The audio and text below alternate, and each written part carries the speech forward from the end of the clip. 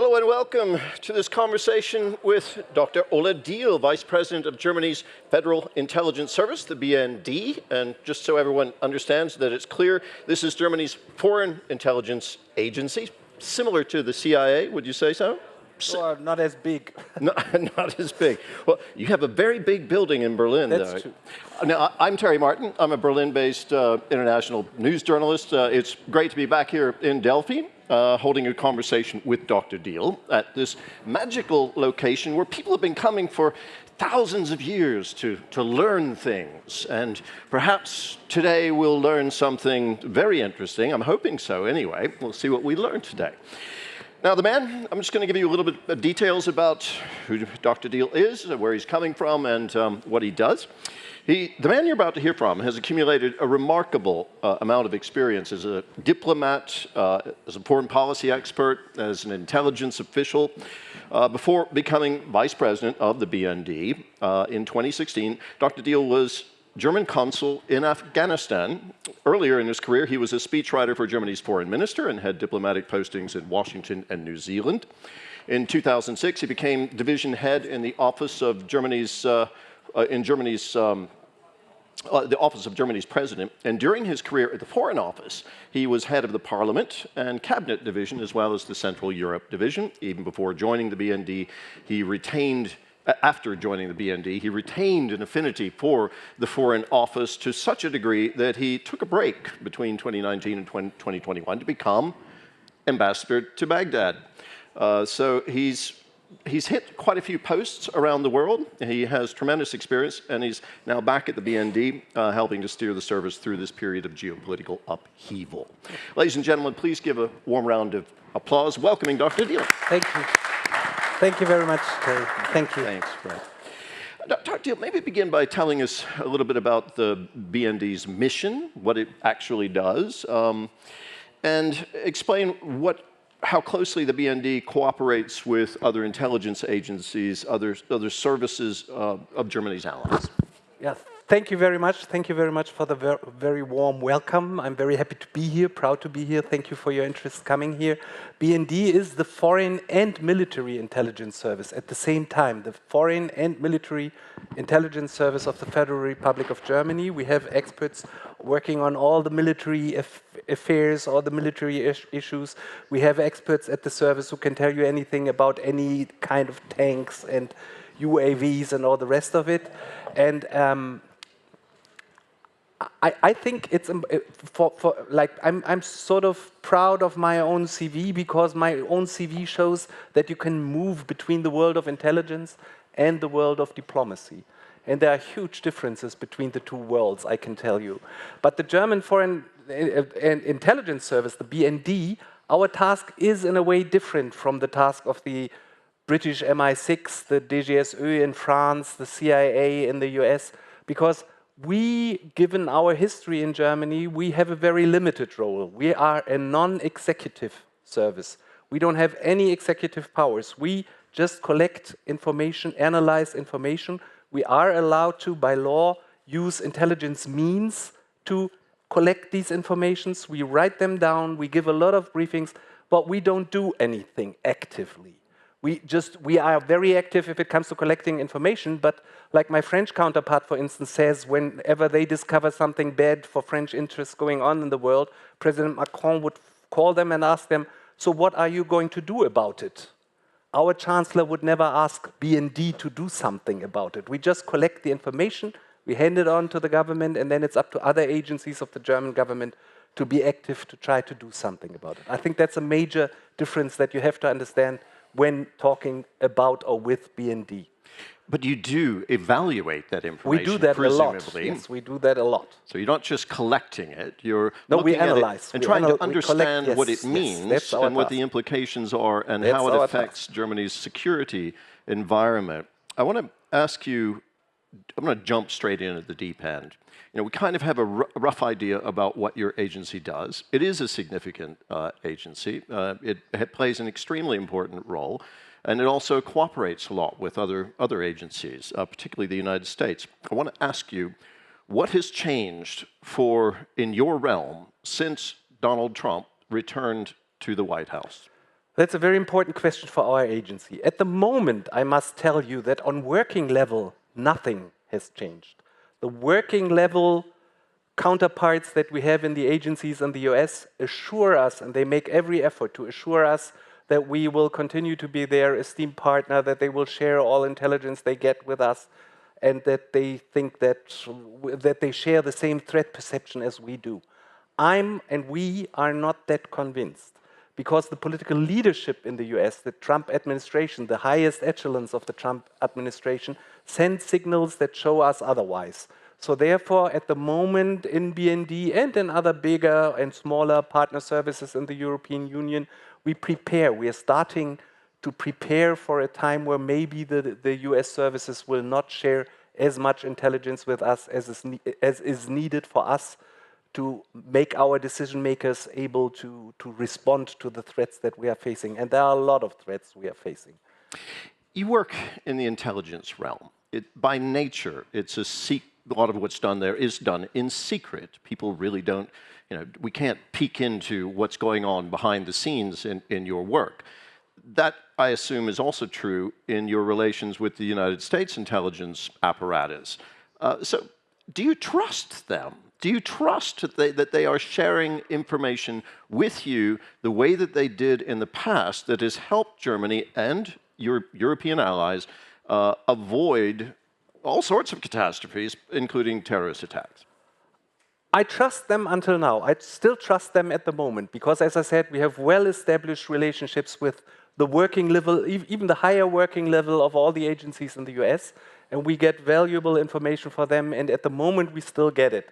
But as I said before, I fear that in the foreseeable future, they will be, how do you say, the political leadership of the US will force them to focus on other issues or to see the issues we are facing on with different eyes. And therefore, we are preparing for this worst case or worse case than we have the situation now. It's very important to say that we don't want to come into a self-fulfilling prophecy. So at the moment, we still closely cooperate with them.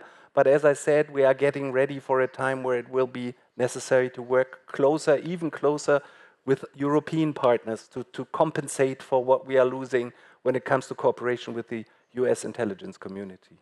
The US intelligence community is big. There are, I think, 18 different agencies. The head of one of those was just fired last week under circumstances we're not entirely clear about, but I won't go into that. So I just want to talk about the effect of it. The head of the National Security Agency and US Cyber Command was just quickly, boom, fired. Suddenly he was gone. People thought he was a really solid guy and he seemed well in control. Does that have implications for the BND? Once again, not yet. At the moment, we are still getting what we want from the NSA. We also, on technology, we really cooperate with them and we depend on them a lot because a lot of the technology that we are using for our, what we call signal intelligence, for listening into, not your conversations, but conversations I hope not. of people that we are allowed to and tasked to listen into. A lot of the technology is US, so we really have to keep our eyes open and look for alternatives. But at the moment, it has not affected us yet.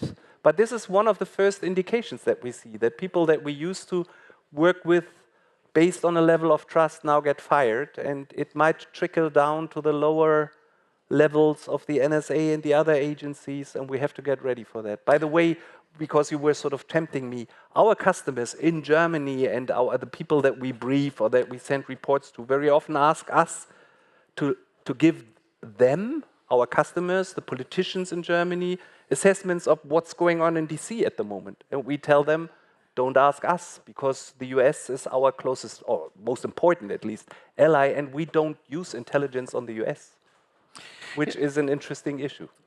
Yeah, hearing this and knowing what we do about the frayed relationship now between the US and Germany, it makes me wonder, will your agency change? Will this change your agency? Will your remit, will the people, will the government and through the Constitution, could there be some sort of change in your remit, that your powers be expanded because you can no longer rely perhaps on a partner. We heard Germany's president, Steinmeier, at the Munich Security Conference delivering his speech saying that values and trust are just not the same anymore.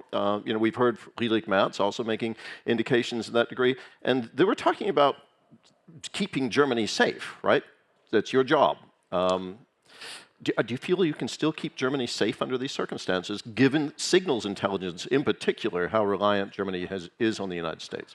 That's a tough one because, yes, we just today it was announced that we will have a new German government. Just today they came up with the coalition treaty, so there will be a government very soon, a new government, and we have what the former Chancellor Scholz called, he still is the Chancellor Scholz called the Zeitenwende, which is a change in German assessment of the world and in Germany's sort of relationship to defense issues. So a lot is changing already, and we will change. I think this change is not most of all related to what's going on in DC, but more what's going on in Moscow, and not just in Moscow, but also in other challenges that we are facing. The world is getting more threatening to Germany and its European partners, so we need to have a stronger defense posture in Germany, and we also need a stronger foreign and military intelligence service. So we will get a lot of more money, but it's not only about money, it's also about culture and about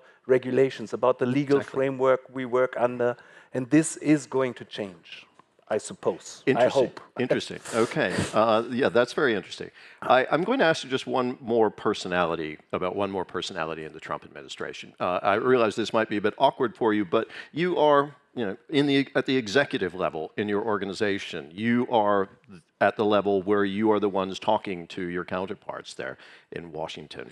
Trump appointed Tulsi Gabbard as Director of National Intelligence, overseeing the CIA, the FBI, the NSA. And you know my background is being a diplomat, so I have to be diplomatic in some of my responses. I realize that I'm talking to a skilled diplomat and basically my a answer spy, will be to whatever you want to ask. My answer is Aloha. I appreciate that. You've got a sense of humor too. That helps. But you won't get me to say something about. I realize she's an important figure, and she's very close to Trump, and she's one of the ones. She's one of the ones that I expect might change the character of our cooperation. Let's keep it like that.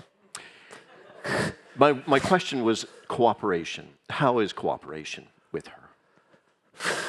How is cooperation now, or what is cooperation in the future? How is cooperation with Tulsi Gabbard? How is cooperation with the US services? At the moment, cooperation is still close, but the character of their threat perception will change. It's very likely to change. We already read now in the first assessment that they gave up after Trump 2 took over. We already read now that they don't start with Russia or China as threats, but they start with border issues at the Mexican border and with narcotics, or what's the English word, like drug trafficking or whatever. So this is their main issues now. It's not the issues that we would put very high or highest on our list of threats. Do you know when that assessment is going to be published? Because I went back and looked at the one from last year, and it was really interesting because Russia was very much on, at the top of the agenda there. And I'm just wondering when we're going to see that new one. Any idea? Do you have any idea? I don't know when they are going to publish it, but I can tell you Russia is still in there, but not as prominent as it used to be. Okay. Very good. Not good. Sorry. Sorry, not funny. Well, let's move into Russia. Now, I can tell you're wanting to gravitate towards that. We are now 3 years into Russia's full-scale invasion of Ukraine. The U.S. and Germany have provided a lot of support, together with the rest of Europe, and countries around the world have mobilized support for that.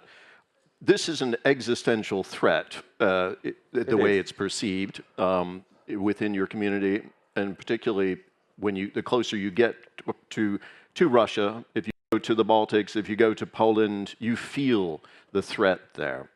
What can you tell us about your assessment of the threat level to Europe and Germany coming from Russia now? I arrived a bit early, and I was able to listen into the the last part of what Chancellor Kurz said here, like just before I had the honor to enter this stage, and I can tell you, I couldn't agree less with what he said, to be quite honest. That's very undiplomatic again, but I couldn't agree less. I think that yes, there will be and there should be and there has to be a time for negotiations on Ukraine, but the time is not to be decided in DC or in Vienna, but to be decided in Kiev. And if they want peace to their conditions and with security guarantees, that's of course, we are all fighting and hoping for that to happen, but not under the conditions that are on the table now. I think it's very, very difficult for our Ukrainian friends. And I want to go even one step further. I want to say what the Ukrainians are doing at the moment is not just about Ukraine, but it's about us. It's about security of the countries in Western Europe, and I would say, but that's very undiplomatic again, it's also about the US, but they don't see that at the moment, and it's not up to me to teach them. But I think for Russia, this conflict is about more than just Ukraine. And for Russia, this conflict, it's not just about they want to re-establish parts of the former Soviet Union, and they have always believed that Ukraine is Russian and Belarus is Russian. It's more about what Putin said December 21 when he said, we don't want NATO troops in Eastern Europe. We want a new security order in Europe. We want a different say in European security, in the European countries. I think it's much more threatening. For Russia, this war will not be over when, however this might happen, the war in Ukraine ends. But for Russia, the confrontation with NATO, with the West, will only be starting. It will continue. And I think that will be a time when we all, the Europeans, and I hope, including the US, but I'm not sure that this is going to happen, will have to be aware that Russia will try to test Article 5. They will try to test us. They will not invade us straight away. We will not see Russian tanks moving towards Berlin. But we might see Russian tanks, or maybe not tanks, but green men or whatever moving into Estonia, and then the Estonians will say, we are under attack by Russia, and now it's Article 5. And then in all our capitals in Western Europe and in the US, we will decide, is that really Article 5? Or I could go one step further. We have intelligence. I will not tell you where from and what kind of intelligence, but you just have to believe me, believe these non-blue eyes. We have intelligence that in a way Russia is already at war with us. Not in a war in the classical sense, but in a hybrid war. There are a lot of sabotage acts, there's a lot of fake news. A hybrid war is not just about fake news anymore. That used to be the case a couple of years ago when they were trying to influence our elections with fake news or whatever. That's yesterday's news. Now it's about, it's still happening, it's still a threat. But it's more than that now. It's threats for our underwater infrastructure, like pipelines and cables and all the rest of it. It's actually acts of sabotage in our countries. It's cyber attacks on our countries, and it's all kinds of attempts to make the population in our countries feel. Is it unsafe or unsecure in English? Both? Insecure, unsafe. Insecure or whatever, yeah. Unsafe and stronger, insecure, yeah. whatever. Yeah. So this is something that is already going on, and we have to be aware of that. And it's not, I mean, I have an old friend sitting here, Roland, who I know from way back, and he knows that I have studied Russian.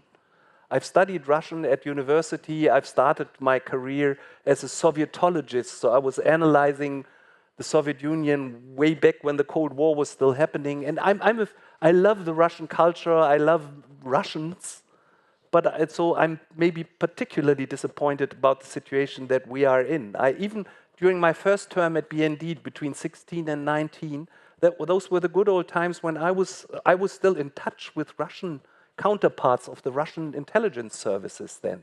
That's impossible now. We are in a totally different stage of affairs with Russia.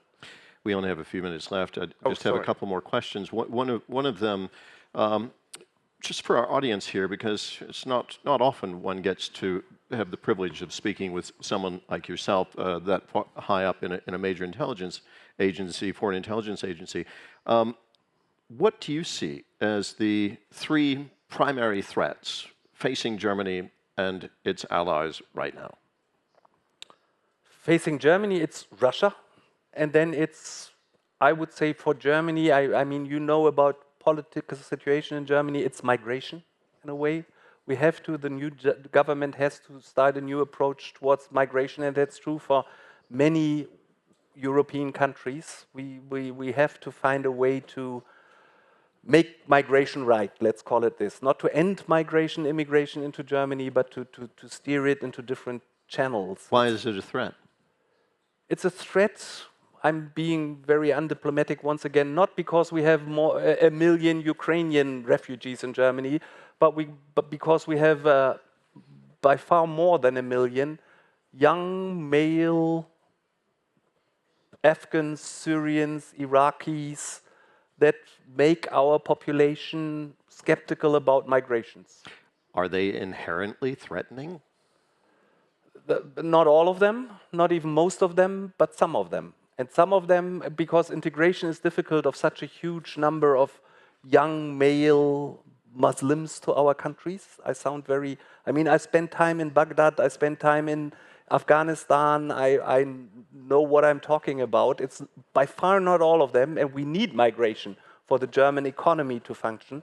But many of these people, of these young males, are not well integrated, feel isolated from their families, and start to radicalize through the internet. It doesn't even need a strong Daesh or IS to make them commit terror acts in Germany. You live in Germany, you have experience, you have been in Germany with the attacks happening, and you know what it meant to our population. I also work on migration research projects. I'm familiar with that discussion too, and if we had more time, there would be a number of questions, I'm sure, coming from our audience on that topic. So those are the two top threats, as you see it, to Germany. We only have 2 minutes left, and you mentioned technology and cyber war that Russia is waging. Of course, there's China and North Korea out there. There's Iran. This realm is really important, actually. I'm wondering, and it's very much technologically based. I'm wondering, how well do you feel that Germany and Europe are equipped to tackle those particular threats? I mean, the technology is there, the knowledge is there, but I think in the German security architecture, we are still facing too many agencies. Nobody really knows who has the head if it comes to cyber defense. So there's a lot of regulation coming up for the new Bundestag, for our parliament, to get that right, because at the moment, nobody really knows who has the head on, or how do you say that, who is in the lead if it comes to cyber defense.